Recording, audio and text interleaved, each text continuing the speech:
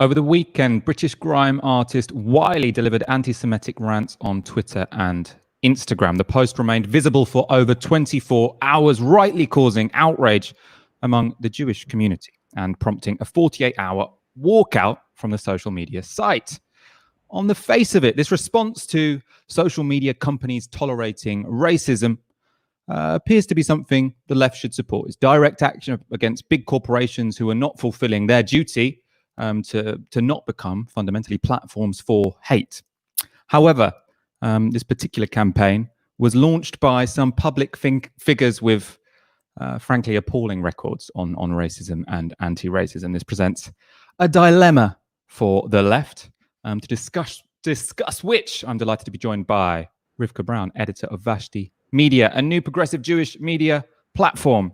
Welcome to the show. Thanks, Michael. Hey. I'm also joined by Bastani, of course. How you doing, Michael? I'm very well. In the second part of the show, we are going to be talking about the Labour right blackmailing Keir Starmer and Elon Musk backing a Bolivian coup. Both fairly outrageous stories with very interesting backgrounds. As ever, give the stream a share. Let your friends know we're broadcasting the show tonight. We want to get more people watching this live. First story.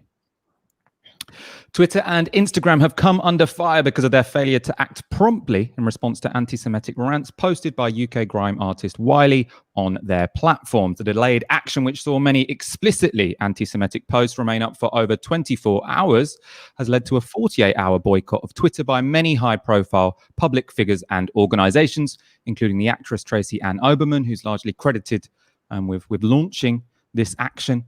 Alongside singer Jessie Ware and the Liberal Democrats. I mean, there are many, many people who are getting involved in this. We're going to talk about the protest in a moment. That's probably the main theme of the show. But I want to go through the outburst first, so you know the context of all of this. So it started on Friday morning with Wiley tweeting, tropes about Jewish power. So it was all very. It didn't look good. So he tweets in the morning, if you work for a company owned by two Jewish men and you challenge the Jewish community in any way, of course, you will get fired. And then he goes on to, in fact, there are two sets of people who nobody has really wanted to challenge, Jewish and KKK. So sort of very odd comparison there between Jews and the KKK, but basically saying they're these two powerful groups who you can't challenge. Very problematic. Starts talking about Israel, which is actually what some of the first headlines focused on. So he says, listen to me, Jewish community. Israel is not your country. I'm sorry. And then goes on to say, I cannot be upset about two sets of people killing each other on land that belongs to us anyway. That would be called karma in my eyes. So you can see from there, and what he's saying is that it's neither the Jews nor the Palestinians that have a right to Israel, which is sort of leaning into an idea that's in parts of Rastafarian culture, parts of the Nation of Islam, that the original inhabitants of Israel were Black Africans.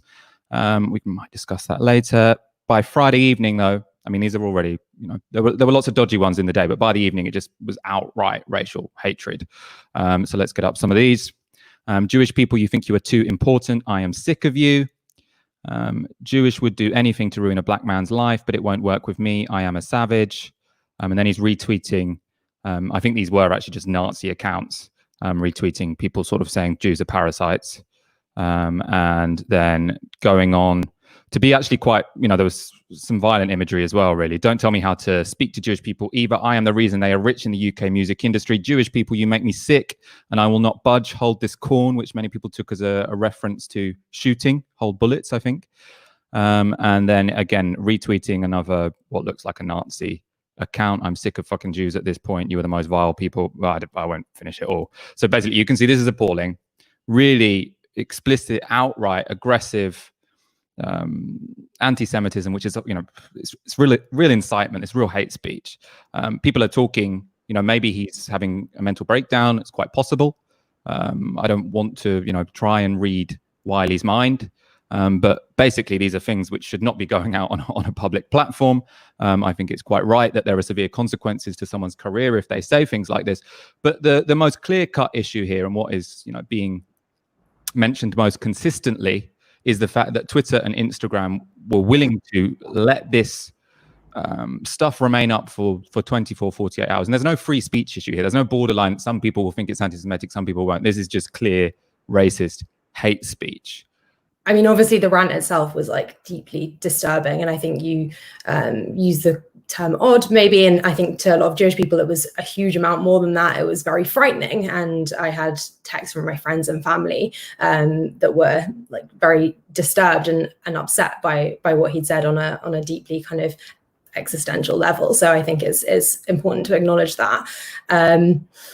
I do think also, the kind of comparisons that he's drawing between Jews and the KKK, which again, you said is kind of strange, and I think it might seem strange to a lot of people, are rooted in very historic kind of conspiracies about Jewish people's involvement in slavery and in kind of anti-Black kind of racism, particularly in America, but also in all over the world. So I think, it was deeply disturbing, sadly not unprecedented or kind of without kind of origin.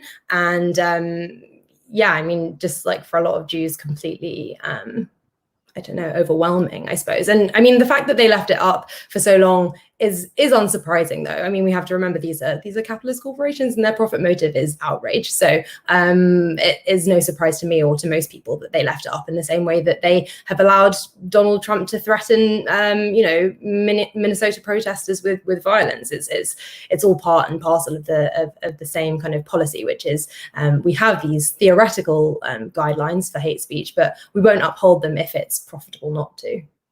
So what do you think about in principle? Because if you're saying it's a capitalist corporation, of course they're not going to take it down unless it threatens their drive for profit, as it were. Then the idea of having prominent people with lots of followers boycotting the site for 2 days. I mean, if they boycotted it for a longer period of time, presumably that would start having a hit on advertising revenue. If there are some people who go on this site precisely to listen to these people, if there's enough people, you could imagine that having an effect. What do you think of the tactic of? Let's separate it from who's organized it for a moment. What do you think of the tactic of a 48-hour boycott of the platform to say, look, we've asked you nicely to properly regulate this site so that hate speech can't be left up and be promoted here. Now we're going to have to take some direct action. Yeah, I suppose I'm not hugely... I don't object hugely to the tactic. I suppose my objection is more to the actual specifics of this particular boycott, the organizers of it, the target of it, and the kind of way that it's been framed, which I think is kind of deeply unhelpful for the anti-racist cause. I also think, I suppose I have some reservations about a Twitter boycott as a kind of form of anti-racist action, simply because I don't think that Twitter is responsible for Wiley's anti-Semitism, and I don't believe that censoring it from Twitter or Instagram or wherever will eliminate anti-Semitism. So as a kind of thinking strategically as an anti-racist, I do wonder about the efficacy of simply suppressing feelings which are prevalent in society. I kind of wonder, I suppose I'm more interested in what can we do to stop people like Wiley thinking things like that than I am from how can we prevent Twitter from publishing people like Wiley. That's an interesting point. I think we'll come back to that this idea of should we be regulating away this kind of speech, or should we be going for the root causes, or are they not actually in conflict with each other? First of all, I do want to, I suppose, introduce the audience to some of the people who are organizing this protest. So the person who seems to be credited most widely with launching this 48-hour boycott is a British actress called Ann-Oberman, who, I don't think there's anything particularly wrong with this action. I mean, I suppose we'll discuss that there are potentially flaws with it, but it's definitely not objectionable as such. But her past on racism, not very strong. Okay, so a few months ago, she got Ice Cube. Let's get up a few of these. They get worse, actually, as we go along. So one of them, you could say this is an honest mistake, but it doesn't look very good. She mixes up Ice Cube with iced tea and mistakenly calls iced tea a racist. And her response to it was also very dismissive, just confusing two black guys and very loosely throwing out that one of them's a racist. Obviously, that does career damage to people. But it's this exchange with Ash that I think really makes me feel that this is not the kind of person who I want to be taking a lead from when it comes to anti-racism. So she's got here, white ladies' faces. Oh, so actually, let's go down to, so she's replying to Ash here. She says, white lady's face with tears of joy. Yeah, in Charlottesville, when they burnt the torches saying Jews, blacks, Muslims shall not replace us, I'm as white as you, AO Caesar, so our colleague Ash, obviously, and I probably get as much racism. Now, what position is she in to know that? Obviously, she's also quote tweeting Ash there, who's talking about hostility, which is being directed to her at this point in time on Twitter. And then you've now got this actress with a large following saying, I'm only as white as you. And I mean, we'll ask Rivkah about this. To me, that doesn't seem like a particularly good understanding of race. Obviously, there are contexts in which Jews do not benefit from whiteness. There are other contexts in which they do. I don't personally think Ash Sarkar ever benefits from whiteness. So it seems like there she's got a bit of a poor understanding, but it gets worse, actually. So let's look at some of her other tweets. She's got, don't play the race card with me, IO Caesar. You have stirred up more anti-Semitism than nearly any woman on here. You personally and Navarra have lied, libeled, and trolled many Jewish people. You're a hypocrite, but enough attention your way. Right? This idea that Ash Sarkar has stirred up more anti-Semitism than nearly any, it's ridiculous, and targeting probably one of the most high-profile left-wing Muslims in the country to say something with zero evidence is appalling, I think. And then the final one, which is especially gross. Don't, after today's view, I suppose the spelling's bad, so it's difficult to read out. Ash doesn't care about Jews who were murdered. Maybe she concurs with someone tweeter who said every member of your family deserved to die in the Holocaust to atone for one Palestinian. So why is this person speaking to a brown woman on Twitter, a colleague of ours, obviously a very valued colleague of ours, who actually unfortunately can't be on this show tonight because she's away today, or away this week. But sort of putting words next to her name, which she would never dream of saying. And this is someone who far-right people actually often justify their abuse of Ash by calling her a racist. So to pile on here with this kind of nonsense is unbelievable. So she's the person who organized it. You can also see high-profile people who've backed it. So people like Alan Sugar. He's got 5.3 million followers there. I'm going to do this for 48 hours. And let's look at some of his tweets in the past to see if he's like a proper anti-racist ally. So he's got, the kid in the middle is upset because he was told off for leaving the production line of the iPhone 5. So we've got here kind of the idea that Chinese people are born to work on Apple production lines. That's still up after 7 years. So this is someone who now is sort of saying, I'm proud to be part of this anti-racist movement. Maybe you should start with your own feed, to be honest. Let's get up the next tweet. More outrageous, has been deleted. I recognize some of these guys from the beach in Marbella, multitasking, resourceful chaps. Rivkah, I'm going to bring you back in. Obviously, I don't think you should do guilt by association. The fact that there are some, the fact that there are some people with terrible politics involved in an action and a movement doesn't mean you shouldn't take part in it. I think probably every movement I've ever been part of has had some people I find objectionable. But the way this particular action has emerged from people precisely who have been very dismissive of other forms of racism and have basically often participated in racism themselves. And these aren't just, coincidental people. Tracy Ann-Oberman is the person who's going out on the media sort of explaining this move, who, in my view, has behaved horribly towards people in a racialized way. How do you interpret that? Or what do you make of a move, a supposedly anti-racist movement, which is led by people with such a poor record on racism fundamentally? Yeah, I mean, I think the clue is in some of the tweets that we've seen from some of the supporters of the boycott, saying things like no other race would be treated in this way, or tweeted indeed. And I think, there is in that a grain of kind of exceptionalism that Jews face, a special kind of racism that no other oppressed people could understand. And of course, we know that to be false. We know that all sorts of racialized groups receive abuse on Twitter on a regular basis, and that saying that Jewish racism is exceptional can seem to those groups, and seems to me, like an erasure of their oppression, essentially. And so it's just a really bad tactic. And that kind of myopia and narrow-mindedness, I think, was also evident in a response that Tracy Ann-Oberman gave to Nadine Batchelor-Hunt, who's a Black Jew and a kind of great comrade and is receiving a huge amount of abuse over the Wiley stuff, including from Wiley himself. in which he said that, yes, during the election, Nadine accused Tracy of not having shown solidarity towards Black people during the run up to the general election in December. And Tracy Ann sort of replied, well, yeah, I think we were all just looking out for ourselves at that point. And it's telling because it shows that the anti-racism of some of the organizers of the Twitter walkout perceive racism as a zero-sum game, perceive racism as a matter purely of kind of racial self-interest, and as a result are willing to overlook, erase, or sometimes even kind of actively participate in racism towards other oppressed groups who then rightly mistrust their anti-racist credentials, and so don't want to get behind a movement that they're leading. And I think more than anything, more than the hypocrisy of it, more than the unprincipled nature of it, it's the unstrategic nature of it. No one's going to get behind you if you yourself are not a kind of anti-racist in the fullest, most intersectional form. And so I'm just not interested.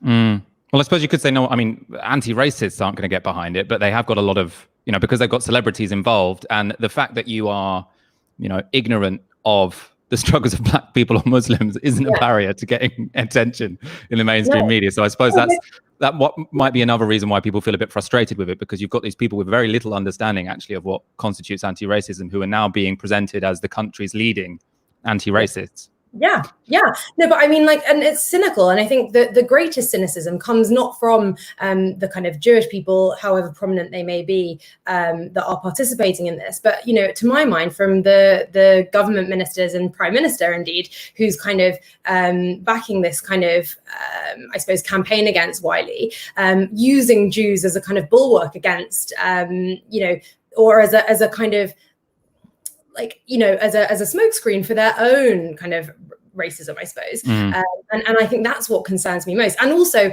quite willing to participate in the exceptionalization of Jews because they know that it breeds resentment and mistrust between different oppressed groups. And, that's what racism has always been about. Racism, devised on the plantations of Virginia, was created as a way of separating the white indentured laborers from the Black slaves and making the white people that feel like they had one up and making the Black people feel like they were being oppressed by the white indentured laborers. And so, so I'm kind of really mindful of how those racial dynamics are being kind of manipulated, most of all by the kind of ruling classes, by the literal, Priti Patels and Boris Johnsons. I'm going to go to a couple more tweets. I suppose these actually, in a way, almost just evidence what we've already spoken about. So we've got here David Baddiel, obviously a very successful comedian, himself did blackface. I still don't think has apologized. So he tweeted, I believe you can be suspended here for tweets that Twitter considers hate speech against various minorities. There's been a lot of arguments about what constitutes hate speech towards them, but one thing's for sure, you can say whatever the fuck you like about Jews. So again, this point that, obviously he's sharing there some really racist tweets and he's absolutely right to call them out as racist. But why do you have to make that point by saying that I've never seen other people get racist abuse? Maybe you've never noticed other people getting racist abuse because you're not paying that much attention, which is why you didn't think there was a problem when you did blackface about the football player. Anyway, if you need evidence that Twitter doesn't give preferential treatment to other groups of people and delete those tweets incredibly speedily.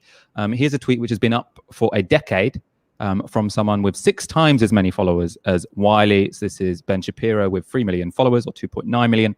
Israelis like to build, Arabs like to bomb crap and live in open sewage. This is not a difficult issue. # settlements rock. I mean, you don't get much more racist than Arabs like to bomb crap and live in open sewage. I'm going to bring in Aaron now. What do you make of all of this? The way it was mediatized with Wiley, the fact it was an online breakdown of sorts, that's not to excuse what he was saying, but it was clearly just a barrage, a deluge of claims, of statements. I think the way it was mediatized through Instagram, through Twitter, I think that partly explains why it's been received different, if we're being charitable, why it's been received differently, say, to Ben Shapiro, or why it's been received differently by Alan Sugar himself when it comes to Alan Sugar tweeting, racist jokes. So I see why it's catalyzed the response that it has. And I also think it's really important to say, people you disagree with and who you find sort of objectionable can be right about things. I don't think Tracy Ann-Oberman's, right about many things. I disagree with her about a great deal of many things. I think she said things which morally disagreeable, outrageous, particularly with regards to our colleague Ash Sark, you've already highlighted the tweets. In this instance, she's right. And as Rivkah rightly said, it is possible, and indeed it's common, to be on the same side as people who otherwise you don't really share much in common with when it comes to, anti-racist sort of protests. But what I would say is I think it's the most important point of all, which Rivkah also touched upon, is the strategic element of the idea that there is absolutely no rational self-interest for Jewish anti-racists or just, Jewish Brits, members of the Jewish community. I don't like that word, but there are many communities within minorities. But there's no interest for anybody with their interests at heart to create barriers between themselves and other minorities. And you just said that Ash is on holiday at the moment. Ash, she tweeted about how she was in the southwest of England for all of 20-30 minutes and somebody shouts racist abuse at her.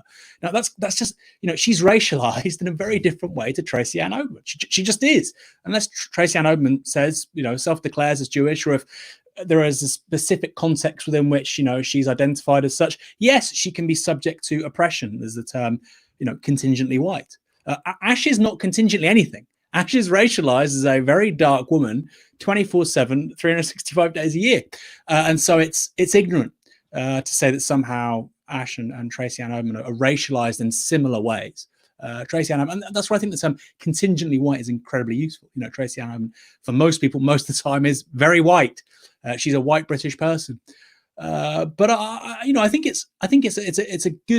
it's a good debate to have. But it's kind of amazing actually how many people I don't really respect in terms of their anti-racist politics are kind of fronting and at the head of this. And maybe Rivkah can feed into that. Is that just because there are also some people I really like, admire, and respect who are tweeting on this hashtag and are participating in the protest. Ben Judah, who's a friend of the show, he did an article about Navarro and the FT a couple of years ago. Great guy, really respect him, super smart. He's participating on this protest as well. So Rivkah, do you think there's something to draw out here, or is it stupid? Is it counterproductive for somebody like myself, for instance, to how should we receive this protest?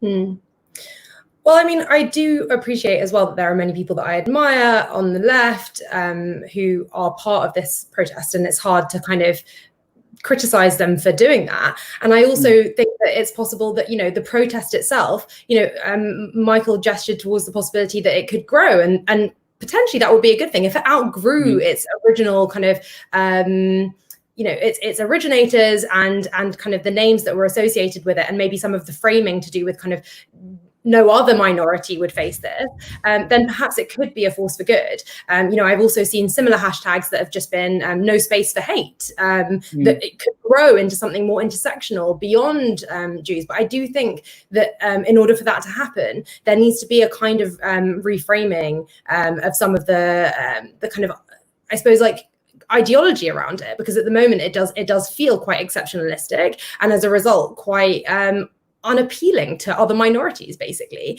Or if it is appealing, it is in a kind of transactional way that, like, it was Black Lives Matter week last week, and this week is Jew week. And I think that is a really impoverished understanding of anti-racism as well. So I think it could have legs if it grows, if more people get behind it, if it kind of like, gradually moves beyond the names that it's been originally associated with. But I think that would take a lot of kind of pushing and a lot of like grappling with some of the like founding ideas of it, basically. But that's not to say it is impossible. And the struggle is real.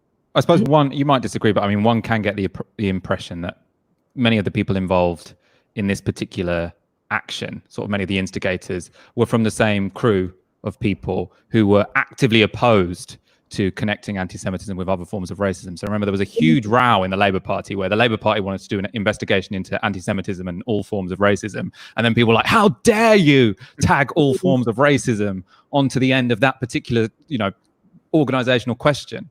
So it seems not just like, well, I don't know. I'm sure there's a whole range of people involved in this particular action, but it seems that certain people involved are not just forgetting to involve other oppressed groups, but are sort of actively think that their movement will be diminished if they include them. Crowding them out. But which is why I feel like there could be an opportunity to kind of hijack it and to, like, in a positive way, and to kind of broaden it out, and to join up some of the dots with Black Lives Matter, with, the kind of, you were pointing towards Ben Shapiro's tweet about the Israel-Palestine conflict, and there's obviously a link to be drawn there. And so, yeah, why not broaden this out into the abuse that Muslims face, the abuse that people like Ash face, the abuse that people like Nadine face, not only as a Jew but as a Black person. And so, let's use these voices to try and kind of maybe like grow it a bit. And I think that is beginning to happen, because there are some people there, even now as the protest stands, it accommodates people from Nasha Jew, for example, who is a horrible Twitter account, an anonymous kind of troll that like abuses people like Nadine, people like me, Jews for being on the left, basically, but all the way through to people that I really admire, like David Lammy. So like, it is already growing, and so part of me wants to be optimistic and hope that it could come to something, but it will take some effort, because this is partly the problem of social media, is it invites kind of performativity rather than like real alliance building and effort, and so it's not going to work if we just change the hashtag. It's going to involve some conversations between people that maybe don't often converse. Can I ask a question, Michael? Can I just go through some tweets first? Go on, yeah. And then you said, I just want to run through some more graphics we've got. So this is actually, first of all, we've got over 2,000 people watching. Share the show link. We want to get more people. We can never have enough people watching this show. And I suppose we talked about, the complexities behind the politics of this particular action. There are also some people who are not hiding their political cynicism when it comes to this particular controversy. We're going to get some of them up now. John Mann, obviously an ex-Labour MP, at Jeremy Corbyn. A fan of yours has been on an anti-Semitic hate fest for 14 hours. As you have exchanged salutes with him previously, why are you not directly challenging him to stop his anti-Semitism rants? The possibility is he might listen to you. Now, you might think, why are we bothering to bring up an embittered ex-Labour MP who has a gripe against Jeremy Corbyn and will use any opportunity whatsoever to try and smear him? And this is uncontroversially a smear. It's someone who he is very loosely connected with. He once said thanks when he said, I want to support you in the election. Now he's come out with an anti-Semitic rant. Jeremy Corbyn has absolutely nothing to do with it. But this isn't just an ex-MP with a gripe. He is, as it says on his Twitter profile, an independent advisor to the UK government on anti-Semitism. So this is someone who claims to have and has been given a role of someone with a degree of expertise on this. And he cannot resist scoring cheap political points, which detract from the message that they are trying to get across. I want to go to one more, Majid Nawaz. Again, Ash is there's so many tweets from Ash in this show because the worst people attack her. So she's going to be present even though she's on holiday. This is Majid Nawaz. So he tweets his support for the 48-hour boycott. He's doing it. And then in the first reply to his tweet, completely out of the blue, completely unprovoked, he tweets this: Wiley's autobiography acknowledgements. And then he's got thank you to a bunch of people. Thank you to Tom Avery, Ash Sarkar, and everyone at Penguin Random House. He's highlighted Ash Sarkar and circled her twice, just in case you hadn't noticed. And again, this is the most ridiculous guilt by association. And I mean, the best thing about Ash Sarkar is when these kind of idiots attack her on Twitter, she has the best responses. And actually, we don't have it now. You'll just have to look it up. But her response to this was, Majid Nawaz, you were at the launch party. Right. So he's trying to say, you're associated with this anti-Semite. You are by association anti-Semitic. He was at the launch party. Right. This is not someone who is beyond the pale. Oh, everyone's always known Wiley's anti-Semitic. Anyone who's associated with him in the past was secretly tolerating anti-Semitism. No, this was as much a surprise to Ash as it was to you, Majid.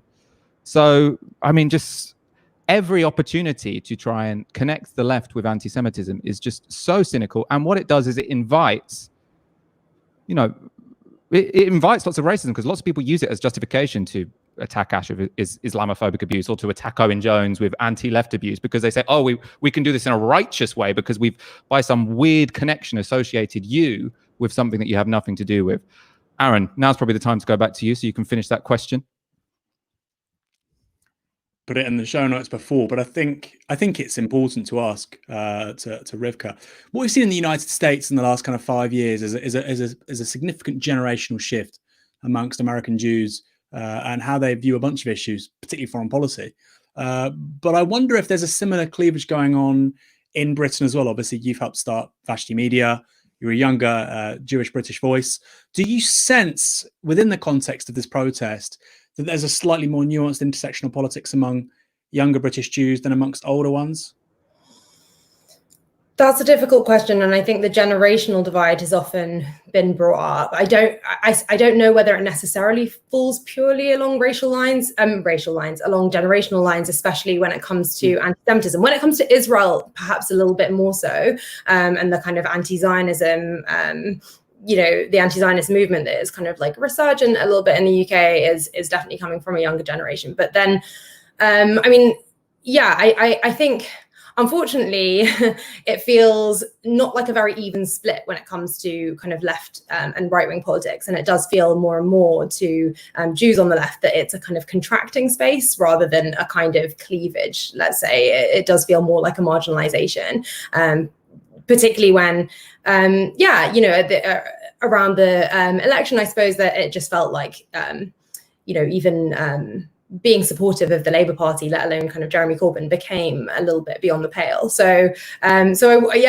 wouldn't say, I wouldn't describe it so much as a kind of polarization, so much as a kind of emergent consensus that I'm really concerned about, and that kind of a lot of Jews on the left are concerned about. But I think that's kind of why we're doing this work. That's why we've started these platforms, because there are Jews who can kind of make these arguments and hopefully persuasively. And so we're kind of just trying to make the case to our communities that it's that the left isn't inherently anti-Semitic, and that Corbyn's Labour, there was a problem of anti-Semitism within Corbyn's Labour, but that doesn't render like the left as a whole project kind of entirely kind of cancelled. I suppose that's the case that we're trying to make. But I have to say, it does feel like quite difficult and thankless work, particularly compared to America, where I think that there is like a Jewish left can be talked of. I just don't think it exists in the same way in the UK. It's just quickly. It's just transformed the sort of democratic base and its relationship to sort of Jewish community politics. It's just completely shifted in the last 10 years, particularly amongst the young. So you don't see anything resembling that here yet. No, really. And I think we're still seen as relatively kind of marginal and kind of self-hating, I suppose, and capos. And I think that kind of those kinds of conceptions of left-wing Jews are pretty predominant. And it's I would say that we've got a long way to go compared to America, where you have like a Jewish socialist candidate who very nearly became the Democratic nominee. It's like that feels like like a world away. We're going to finish on the free speech issue. First of all, I've got a couple of comments to read. Victoria tweets on the hashtag Tisky Sour. Wow, I think I have learnt more about anti-Semitism in the first 5 minutes of Tisky Sour than I have in months of seeing little snippets of education on the subject. Very good to hear. And Rob Hogg with a £10 super chat. Thank you very much. Says, also, as flagged up by Carol Cadwallader, why the focus just on Wiley and not the likes of David Duke or Mark Collett? Both still on Twitter. Interesting point. We might touch on that in our final bit on this topic. But first of all, what I want to do is bring up a tweet from Toby Young, who we talk about a lot on this show. Obviously, he's a sort of right-wing pundit, talking head, who makes free speech his big issue. And he came out with this tweet from his free speech union. Wiley's comments on Twitter were clearly anti-Semitic. However, he should be given a chance to listen to the opposing view, retract his comments, and apologize. Everyone makes mistakes. And then he says, it is disproportionate for a person to lose their career merely for expressing an opinion, however unsavory and offensive. Obviously, that's a reference to the fact that Wiley was dropped by his management. And in a way, I think this is interesting. I'll see if you two have got different views on this. But to me, it seems like Toby Young is saying this because he wants to prove that he's consistent. So what everyone always says, we've said it as well about Toby Young, is he only ever cares about the free speech of right-wingers. He's never talking about the rights of Palestinians to talk about Israeli racism, for example. But here he seems to have chosen someone who is, not right-wing. Wiley did back Labour and Jeremy Corbyn at the last general election. And he's saying he has the right to say this, which in a way is sort of suggesting maybe Toby Young has some consistency. But it also actually shows the consistency of his opponents, right? Because, yes, when we say right-wing people, racist splurges, racist abuse, hate speech is not an opinion, we will also say it about someone who happened to vote Labour at the last general election. And for me, Wiley, yeah, obviously, if he can sort of come back, apologise, sort of try and make amends, good. But the fact he was dropped by his management is perfectly reasonable, because what he did was spout a load of hate speech to a very big audience. And yeah, if he comes back and he proves that he's changed, or that he's got better, if this is a mental health issue, then yeah, maybe he can get re-signed by someone. I'm not necessarily going to be, encouraging people to protest outside of his concerts if he seems like he's changed. But the idea that someone has a right, necessarily has a right to keep their job after they've, incited hate against a racial group on Twitter seems bizarre to me. I want to go to both of your opinions on that, but also, because this is going to be our last bit on this topic, sort of fit in this idea of whether or not this should be regulated from social media platforms, because I know that one of the big demands of this 48-hour boycott is for governments to regulate it more heavily, or for Twitter to regulate it more heavily. You indicated before that, Rivkah, that you don't think that's a particularly powerful solution to the problem of racism. So yeah, the Toby Young thing also surprised me, that he would come out against Jews in support of a black man. But you learn something new every day. I think in a way, it as you say, he was trying to make a point about consistency. But I think and obviously he's entirely wrong. So I guess he it's just wrong consistently again. Wrong. Yeah. Another day in which Toby Young is wrong. But I think what's one of the only interesting kind of like things that I suppose I wanted to take from what he said, which is very implicit in it.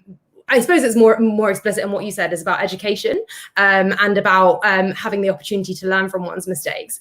And I'm kind of quite concerned, I suppose, about the idea that's been circulating in kind of campaign against anti-Semitism press releases, for example, that Wiley should go to prison for what he's done. I don't think that now is a great time to be calling for harsher policing of black people, particularly in the kind of like global context that we have at the moment. And this is what I'm saying, that this kind of degradation of solidarity then serves to reinforce the oppression of both oppressed groups, essentially. In the same way that in New York, you had Jewish people calling for black neighborhoods to be flooded with police after there were a number of attacks on ultra-Orthodox Jews there. And it's, policing for me as an abolitionist is just not really the solution to this. Obviously, I do think he should face professional consequences, and he will. He has, and that's proportionate.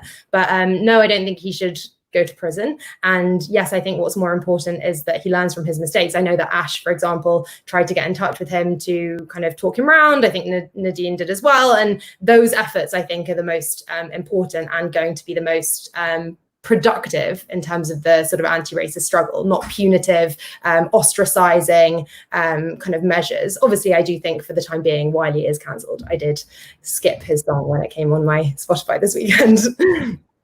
I like, for the time being, Wiley is cancelled. That's a good conclusion. He's temporarily on the Northeast Stand. Aaron, briefly, what do you make of the free speech? Well, actually, I don't even know if it should be framed as free speech. What do you make of the necessity or the utility of social media becoming, or social media companies becoming, a bit stricter and quicker when it comes to regulating what is, or racial abuse, which is spouted on their platforms?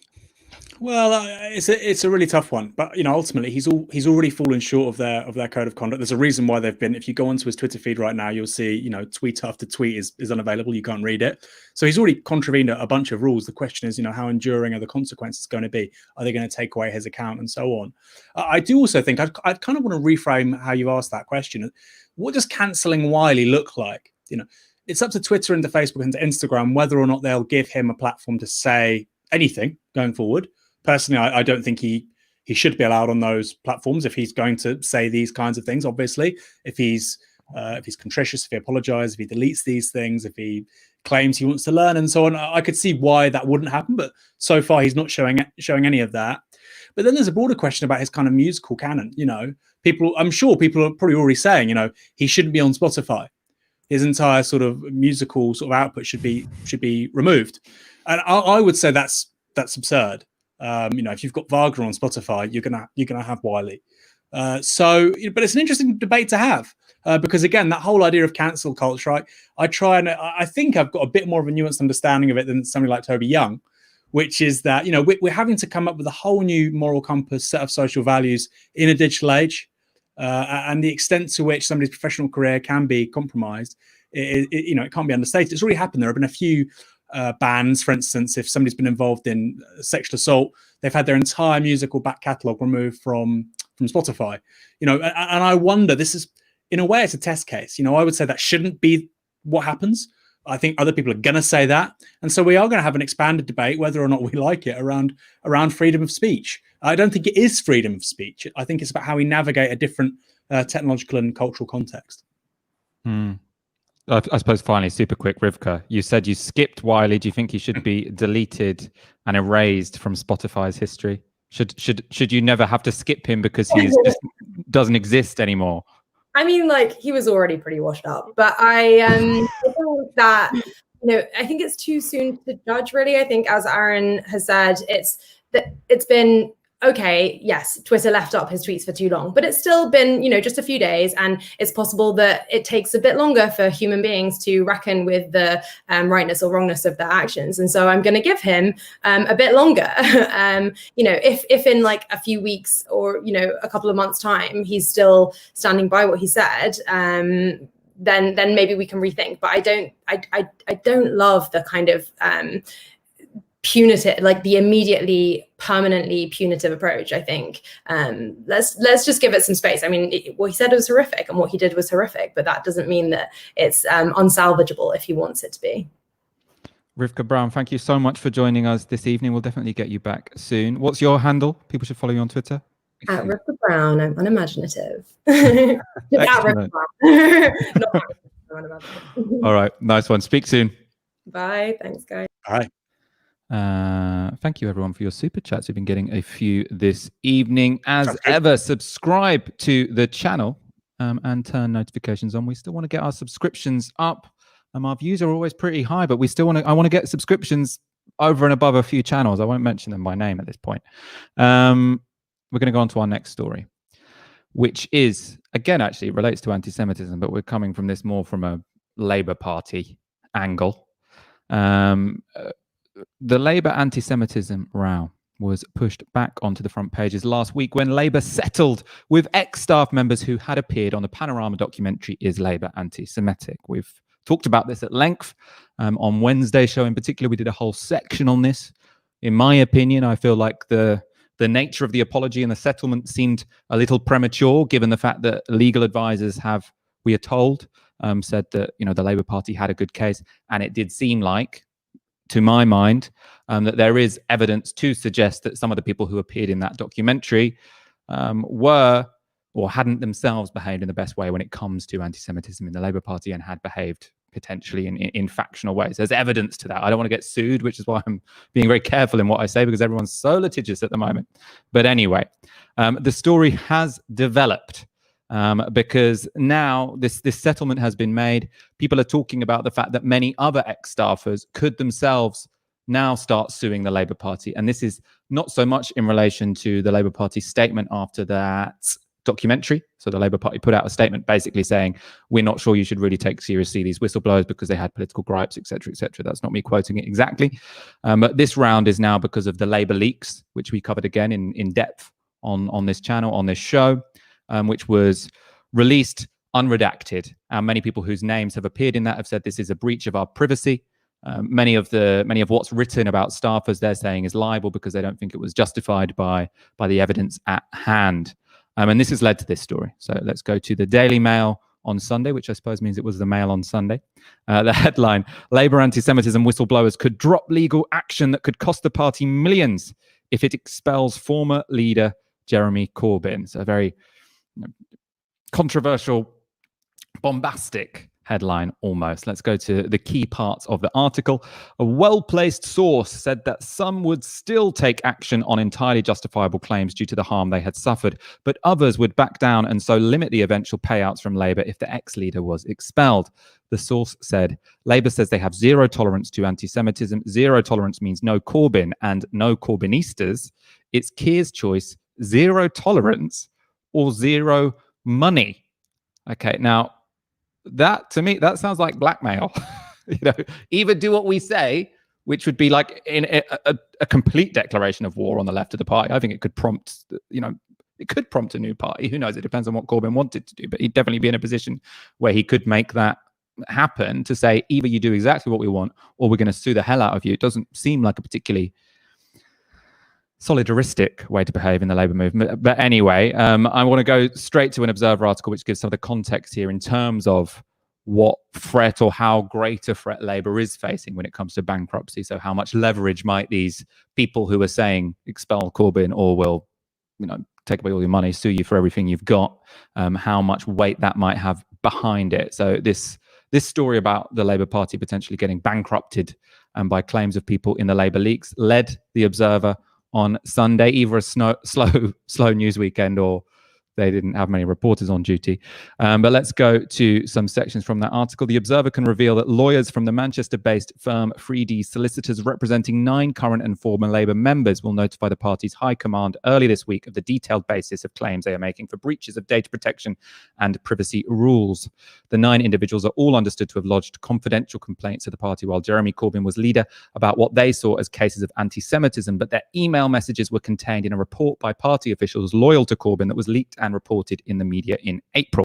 A source close to the latest cases said, "This is about privacy and data protection. These were people who are or were normal party members and councillors who raised issues about anti-Semitism in good faith and confidentially with the party. They then found that they had been named in a report leaked deliberately, leading them to be abused on social media. No attempts, it seems, were made to protect their privacy." And finally, it is understood that the 9 individuals whose case will be submitted to the party next week are among a total of over 30 people, including the party's former General Secretary, Ian McNicol, who are planning or considering legal action in the ongoing controversy. Now, I think it's important actually to make a distinction here. So to my mind, those 9 people who made complaints about anti-Semitism to the Labour Party, which they rightly believed was in confidence, and then was leaked in that report unredacted, to be honest, that's pretty bad, right? The fact that you can make a complaint about racism to the party, then something gets leaked where your name is, publicly available for anyone who wants to download it. I can see they've got, all of these people might have a strong legal case. I'm not a lawyer, but they've actually got quite a strong moral case. And they're not the people who are, I think it's important to say, according to the Daily Mail article, considering blackmailing Keir Starmer to say, either we're going to sue you for everything you've got, or you have to expel Jeremy Corbyn. Then there's a different issue, a different sort of series of cases with the people who weren't Labour members, but Labour Party staff members who appeared in the document and were often outed as doing some pretty appalling things. And so they can claim, again, there was a data protection breach. Again, I'm not a lawyer, so I don't know which one of those claims is stronger. But from a moral perspective, from the perspective of someone who cares about the Labour Party, what you're seeing with someone like Ian McNicol is someone who was, it seems, the evidence suggests from that document, was not particularly interested in Labour winning a general election. That information comes out, and now he wants to sue them. So after being basically not a very good general secretary, according to that document, he now wants to sue the party for everything they've got because the contents of that document were made public. So that, to me, is in a very different moral realm to the people who are saying, look, we made a complaint, now our names have been leaked. We don't think this is right.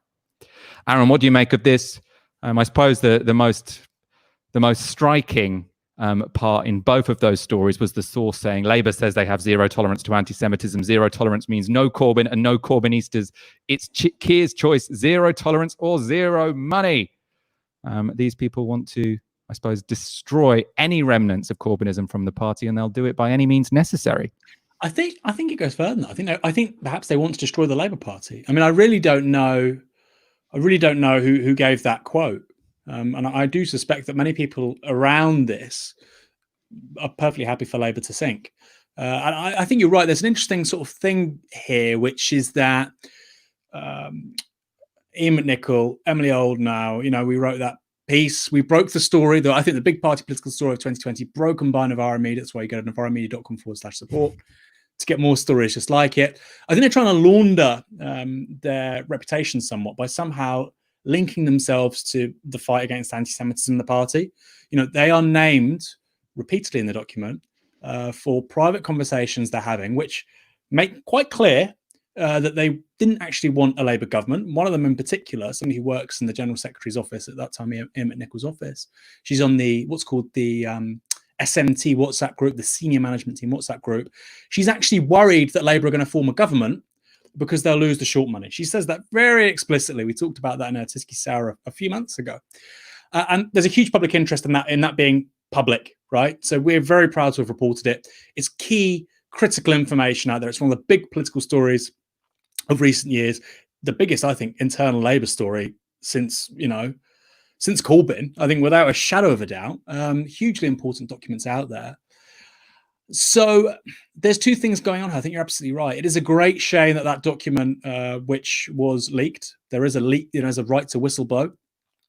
It's a great shame that document wasn't, somewhat amended. But by and large, we're only talking about several names there. The article in the Daily Mail, where this originally came from, when you read the actual article, it's all illusion. Sources close to the people processing the case. There are no names. It's incredibly tenuous. It's a sort of story. If Novara Media ran that story with that lack of names, unsubstantiated, not going to people for comment, we would have our arses sued off the back of us. Because it's the Daily Mail, apparently this is journalism. So it's difficult. I think it partly tells us that a few people realise they're not going to get very far with this. They want Labour to settle. And if Labour contest a lot of these cases, they probably come out of it the other side okay. And so it could be that this merely reflects a kind of a last throw of the dice from some people. I think Labour will settle, but to settle with 30 people is going to be incredibly expensive. The difference being they're being represented by two different legal teams. One is the same legal team that's already represented the settlement from last week, Mark Lewis. So maybe be somewhat smaller in so much as there were 7 people there. They got around £180,000, I believe. 400,000 went to legal costs. So it could be that even though there's a big number of people involved, the numbers aren't extraordinary with regards to a settlement. I don't know. That said, Emily Oldknow, Ian McNichol, and so on, they can, with some justification, say that their names have been somewhat diminished in the public eye. I would say, with great justification, that's what they deserve. But it's a different case there.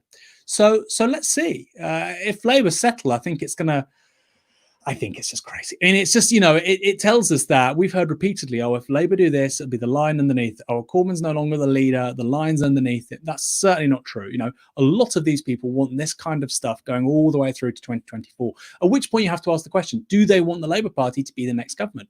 I don't think they do.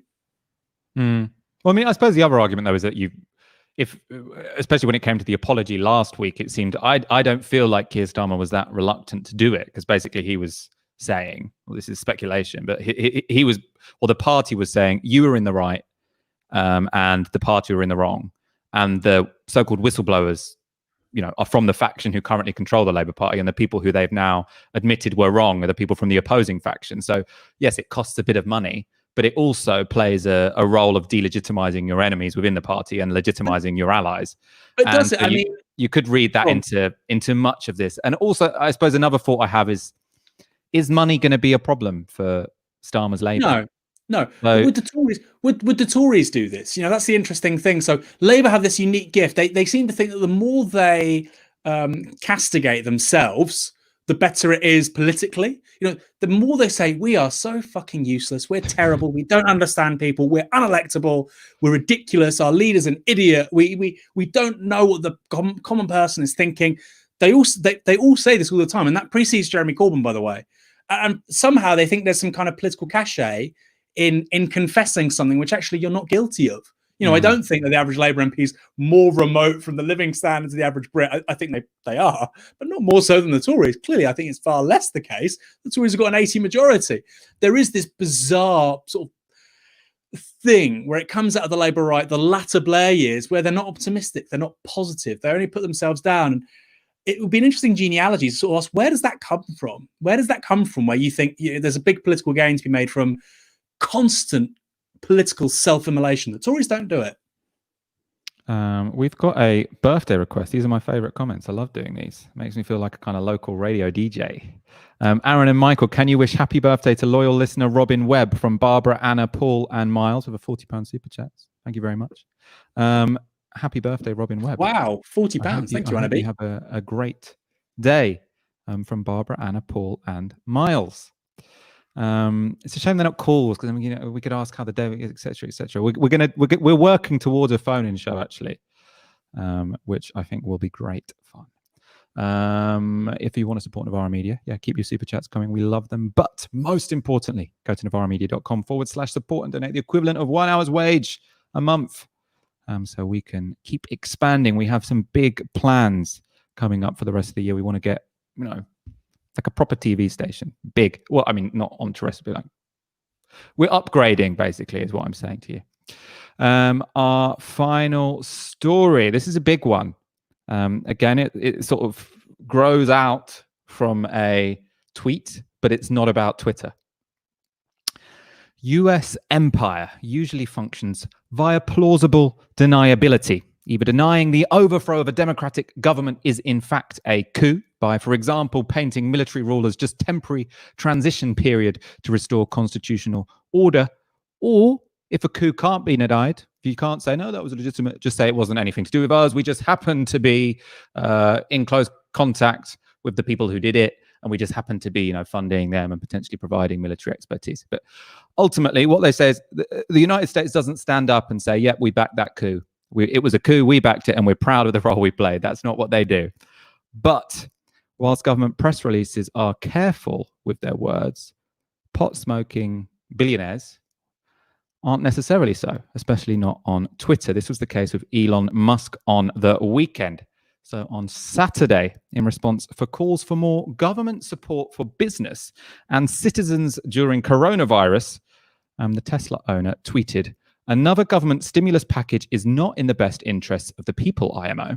I wonder why he doesn't want more state intervention. But anyway, then a Twitter user replies, "You know what wasn't in the best interest of people? The US government organizing a coup against Evo Morales in Bolivia so you could obtain the lithium there." We'll fill you in on the context there. What does Elon Musk reply? "We will coup whoever we want. Deal with it." Right? Now, that's not the kind of thing you'll ever hear a press secretary from the US State Department say. It's not what you'll hear when a CIA director stands in front of Congress and has to justify what they have been doing over the past 5 years. This is the kind of stuff that you won't hear from official channels. But you know that Elon Musk is actually having regular conversations with the president.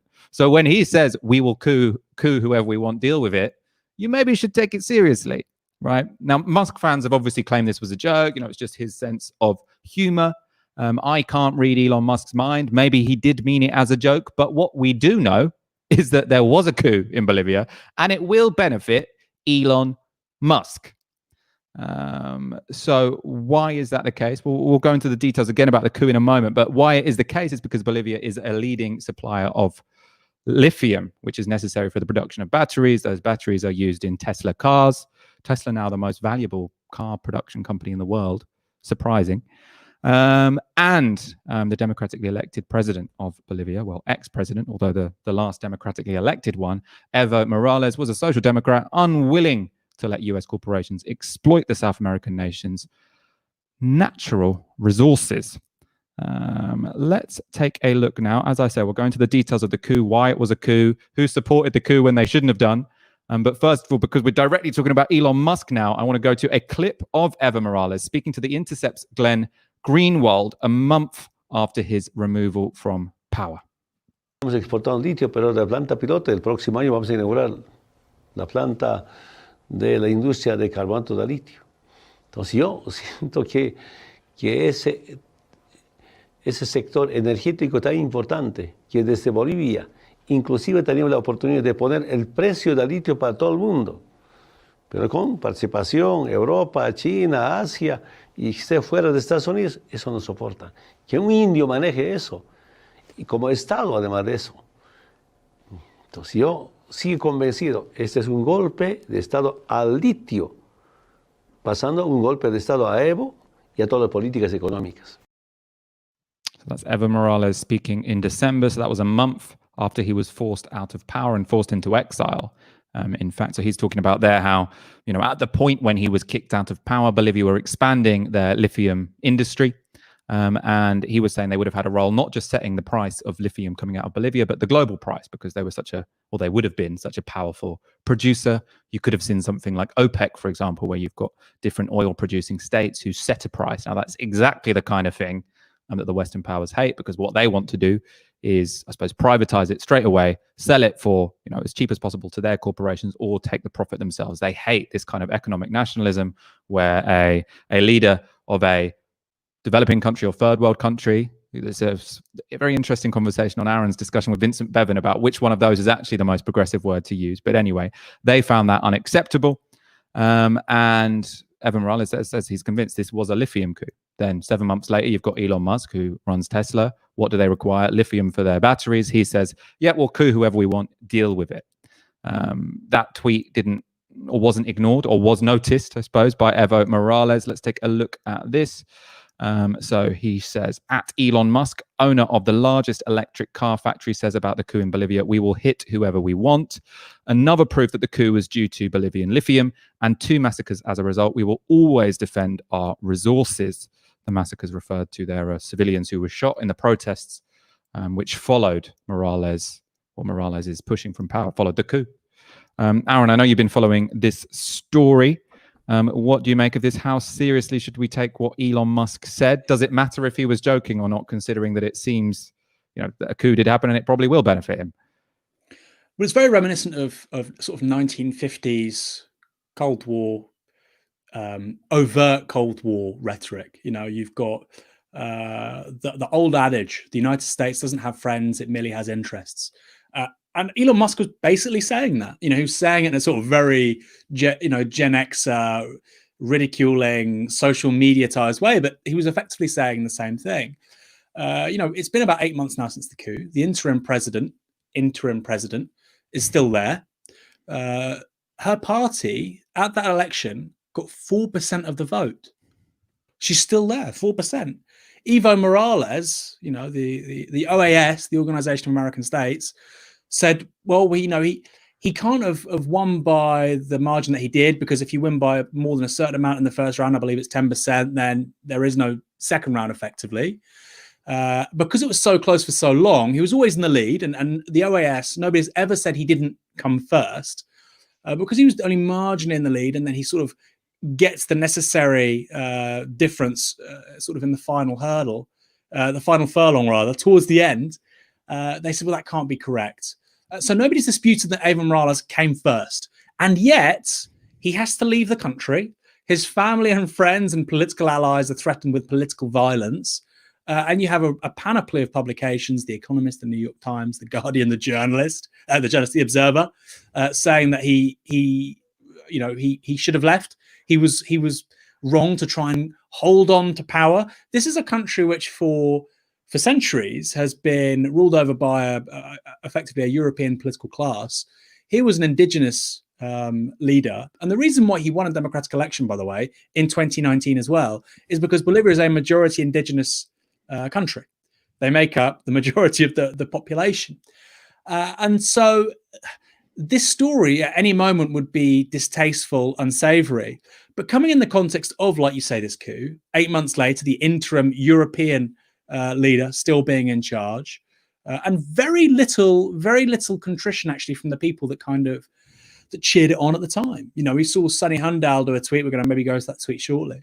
Let's look at some of the people who cheered it on at the time. Maybe I was wrong. Well, yeah, the thing is, effectively nobody, well, very few. I mean, the only exception here is the New York Times and a little bit Sunny Hundal has basically, oh, maybe I was wrong. But apart from that, nobody else has really done that. I mean, let's go through some of these evidence, right? So that was a very good explanation of what happened. So ultimately, you had the Organization of American States. They say, there were irregularities here. The election gets cancelled. Morales gets overthrown, replaced by someone, as you say, who got 4% of the vote. The whole international media is saying, this is fine because it's an interim government. The interim government are going to make way for proper democratic elections, which aren't, controlled and disrupted by this demagogue. You've heard all of the language about Latin American leaders before. That was the narrative, including in the NYT and the Observer, as we're going to go to in a moment. But then an independent study 6 months later finds that, actually, it turns out the election was fine. in the first place. And this isn't something that we just read on, like a left-wing blog. This is a very reputable study, which has been, yes, reported in the New York Times. We can go to this now. A bitter election, accusations of frauds, and now second thoughts. A closer look at Bolivian election data suggests an analysis by the OAS, the Organization of American States, that raised questions of vote rigging and helped force out a president was flawed. You can go look up that article. Tells you in great detail how that was just a completely normal election. There should not have been concerns. It was just the fact that many of it seemed basically like there was a sudden surge in Morales' votes when it came to the count, but that was just because he's more popular in more remote districts, because the rural poor backed Morales. So it was a perfectly reasonable explanation. No reason to void the election whatsoever. And as you say, Aaron, the NYT have now published this. They're not suppressing this information, but at the time, all the mainstream leader writers were backing it. And it's all very well to say 6 months after, oh yeah, maybe they shouldn't have done the coup. But it's a bit late now because the interim president is still in power, and they're probably not going to give that up particularly easily, especially as if polls are correct, they'll lose. The only way to keep Morales and his party mass out of power is to retain a dictatorship with military repression. Fundamentally, that's the only way you can rule if you don't have popular backing. But yeah, Aaron, you mentioned the sort of people who backed it at the time. I would just want to get up some evidence of this, and especially UK evidence. So this is The Observer, our liberal paper of choice. Let's look at their leader at the time. There is also the fraught possibility that Morales and his supporters will boycott new polls, dispute the winner's legitimacy, and set up a rival administration, as happened in Venezuela. Morales' claim that he was ousted by an old-style military coup is not justified by the facts. Democracy is still working in Bolivia, now he has a responsibility to ensure that remains the case and eschew any coup-making of his own. Right? Now, this is The Observer. I mean, I don't think they do... I feel like this is, because if you read the whole article, they're like, oh, Evo Morales, yeah, he did do some economic policies, but ultimately he's got too powerful and he can only be blamed for his own downfall. And yeah, basically this is just people restoring democracy. He should now, the responsibility is on him to now retain the peace and to make sure there is no constitutional disruption. Now, why have The Observer there put, the assumption is, oh, if Morales has been overthrown, oh, it must be his fault, the left-wing leader. Oh, what an idiot. Then you find out 6 months later, oh, actually, the election was completely fair. He was overthrown in a coup by a leader who has remained in power, a right-winger without any public support, and what was a vibrant democracy with basically a healthy social democracy has now become a dictatorship, right? You mentioned Sunny Hundor. Let's go to that as well. And actually, this is a good point, because this is showing that not only do the mainstream press just toe the line. I don't believe the Observer leader writers did any research into this. I think they looked at like The Economist and they thought, oh, we've got to take a balanced take, which is like, oh, we've got nothing against progressive economic policies. And we do think poor people should be able to have some food vouchers. But if someone's been overthrown, we'll probably side with the Americans because, it's just a... Anyway, it's ridiculous. Anyway, this is Sunny Hundor calling out people who are calling out The Observer. So you've got Ash Sarkar again. I said her tweets come up a lot on this show. So she's saying, what's happening is a fascist coup. It's de facto a war on women, the working class, and the indigenous people who voted for Morales. Solidarity with socialists under attack in Bolivia. Now, as we've seen, The Observer said this was legitimate. It wasn't a coup. Ash saying it was a coup. Who has history proven correct? Ash. What was Sunny Hundor saying at the time? The difference between Democrats and communists is the latter will ignore the trashing of democracy when it suits them. Now, who trashed democracy? It was not Morales. Do some independent research, okay? As you say, he has admitted he was wrong. But again, 6 months later, it's a bit too late. But I want to go back actually to another exchange he had at the time, because it brings up another person who always talks about conspiracy theories. This is Sunny Hundor. It's reassuring most of those calling events in Bolivia a coup are usually the people to ignore on foreign policy anyway. And then David Aronovich says, you mean like the leader of the Labour Party and prospective prime minister? So he's someone, he always puts himself forward as this expert on conspiracy theories. What he's an expert on is dismissing people who've looked at some evidence and decided that actually maybe the narrative, which was pumped out of the American State Department, isn't necessarily true. These people have all been proved absolutely wrong. The costs, the outcomes are huge. You've got a country which was a healthy democracy with egalitarian policies, which is now a dictatorship. And these people at the time are like, stupid left-wing people who don't believe the State Department, conspiracy theorists. It's astounding, isn't it? Well, yeah, going back to the Observer editorial, It's still a democracy. No, it's literally no longer a democracy. This kind of Orwellian double speak. I mean, they've got in that passage, it's incredible. They've got absolutely every clause and every subclause completely wrong. I mean, they couldn't have got the wording more wrong. Morales is a dictator, authoritarian. Well, no. He wants to do a coup. No, he's literally trying to resist a coup. It's still a democracy. No, this is literally an act which subverts its status as a democracy. And like you say, all they've done is they've got the Economist. They say, okay, let's basically say what the Economist says, but we want corporation tax 2% higher. Let's say what the Economist says, but we want to rally a little bit more against global tax avoidance. That's it. They haven't got an original contribution to make. They don't really have a political pole of attraction. They haven't for 20, 30 years. The Observer, by the way, the Observer and the Sunday Times used to do stunning investigative journalism. The Observer, it was the Observer which found in the early 1980s that vetting of BBC staffers on political grounds was still going on an industrial scale. That was the kind of story the Observer did 30 years ago. Now we have, the Observer just from yesterday on Sunday, non-entity story, and its editorials from late last year, just absurd, obscene Orwellian doublespeak. And it tells you a great deal actually about that political tradition. And then with Aronovich and Sonny Handel, well, in a way, Michael, they can afford to be wrong. They can afford to be wrong about everything because there's no overhead for them. They don't lose any respect amongst their fellow professionals. They don't lose the sort of the pundit gigs. David Aronovich will still be on BBC Radio 4, waxing lyrical about how China is a threat to the Pax Americana.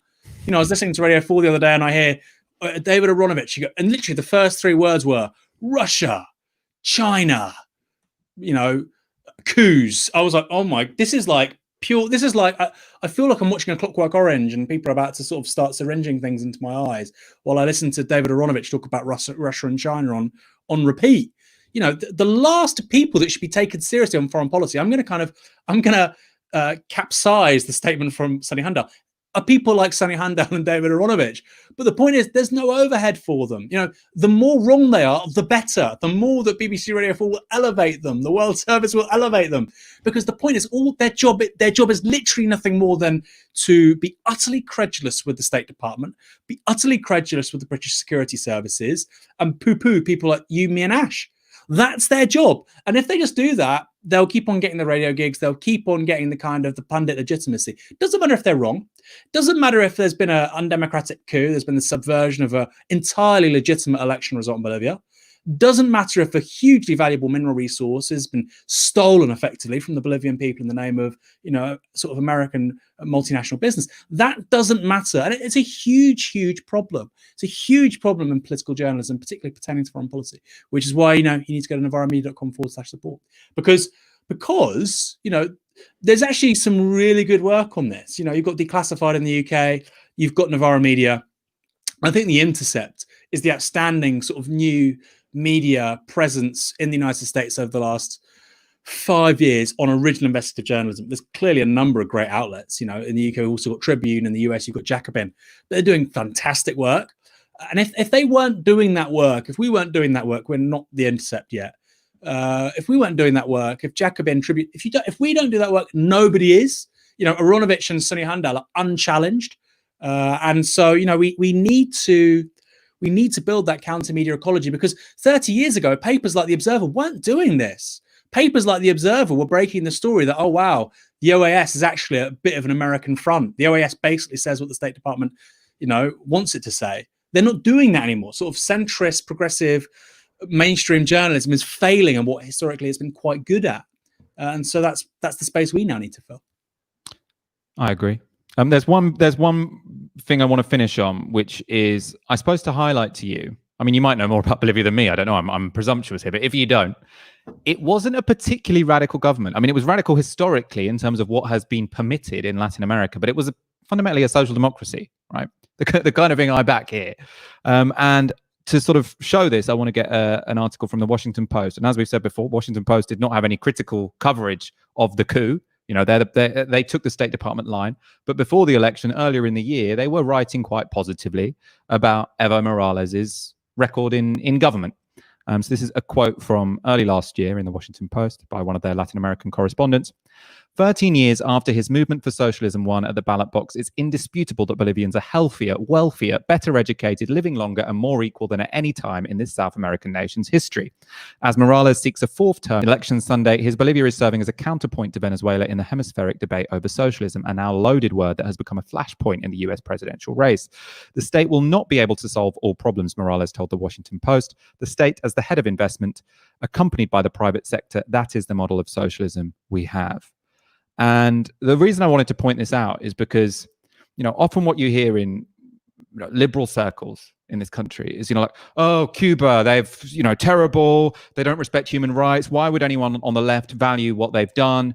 Why can't all countries in the global south just be a bit like Sweden? Obviously, social democracies which respect your liberal rights and have some sort of egalitarian redistribution, that's, the best place to live. That's where rights are respected. I think that the Swedish model is probably the best model that's existed in modern history. But social democracy, where liberal rights are respected and you have some egalitarian redistribution and international corporations are not allowed to just completely pillage your country, that's not allowed. That's what Morales was trying to do. What everyone says about not Chavez anymore, Maduro, is that, oh yeah, the redistribution policies were okay, but why didn't he respect liberal institutions? Now, next door in Bolivia, you had Evo Morales, who was doing the redistribution. He was respecting the liberal institutions, and he still got overthrown. And still, when he got overthrown, you backed it because you couldn't be bothered to check the State Department's press release, right? So if you were going to castigate countries like Cuba for not having a vibrant liberal democracy, and I would prefer Cuba to have a vibrant liberal democracy, what you have got to do is take seriously the fact that where people have tried to have a vibrant liberal democracy and egalitarian social policies, it hasn't been allowed. They've been overthrown. And that is why, you see that where you have left-wing projects in the global south, they often have to turn to, you cannot have Sweden in Latin America because the US State Department won't allow it. And I think that's such an important kind of lesson to take from this particular example. And also, if you are interested in that thesis, it's an incredibly interesting sort of point that is discussed on Aaron's interview with Mr. Vincent Bevins, which I think was one of the best, the Bastani factors this year. Your final points on this, Aaron, before we end tonight.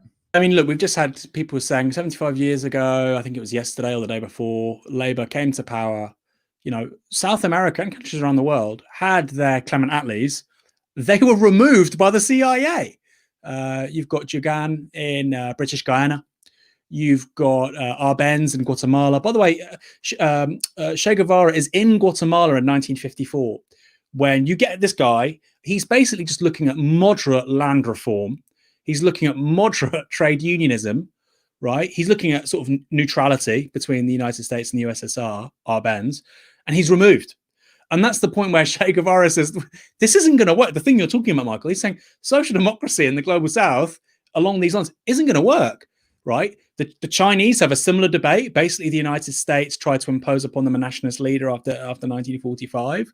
You have similar things, the warps. And I do think it's, I don't agree with the sort of the genre of communism in Laos or North Korea, right? I don't think that's a particularly good way of running society. I think in the transition from one mode of production to another, you need some of the private sector. We agree on this. I talk about it in the book, Fully Automated Luxury Communism. You need market production. But the reason why they've done that isn't because they're sort of nasty people. They've done that in response to the US State Department, the colonial powers, the Dutch, the British, the French, not allowing them to have sort of centre-left liberal democratic societies. And that's the big difference between someone like a David Ronovich. He's too uneducated politically to understand these things. He was a member of the Communist Party when this is all going on. Now he's gone completely the way because he feels so guilty. But something like Sonny Hundal, they're not familiar with that history. I think if they were, they might be a little bit more intelligent about this whole thing. So the story of what's happening with Evo Morales in Bolivia, it's a story that we see repeated time and time again. Forget socialists, forget communists, economic nationalists, people looking out for domestic interests, whether it's Bolivia with Morales, whether it's Guatemala with Arbenz, whether it's Jagan with Guyana, whether it's Mossadegh in Iran. These people cannot be allowed. Why? We go back to that phrase I said earlier on. The United States does not have friends; it has interests, and that's something we have to get our heads around. You might not like Cuba. You might not like Venezuela. You might not like a bunch of regimes out there which are sort of on the radical left. there's a context from which they emerge. That is, in the decades that followed the collapse of, colonialism, into that vacuum, we found neocolonialism. And effectively, the United States behaved in an incredibly authoritarian, undemocratic way. For a good 40 years, it was removing a couple of regimes every year, often democratic. And that's the context we have to understand those regime types within. Now, that's one thing. Why are they doing it now? The USSR doesn't exist anymore. Morales is effectively espousing a political economy model that you see in Western Europe.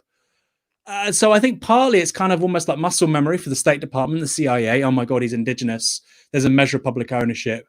Oh God, he's not, the domestic elites of Bolivia hate him. We have to get rid of him.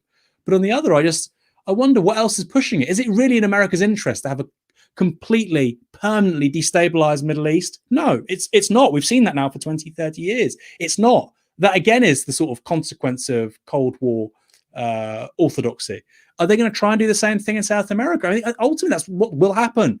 The kind of the political failures, the fragmentation, the enmity we see replete now through the Middle East and Central Asia and North Africa. Does the State Department want that all around the world? Because that's what they're exporting. A good place to end the show. We'll be back on Wednesday. Oh, actually, just remind me, Aaron, who's on your show tomorrow? Who's on the Bastani Factor? Looking like it's Anna Kasparian, which would be great. Great. She's confirmed. I mean, but yeah, Anna Kasparian.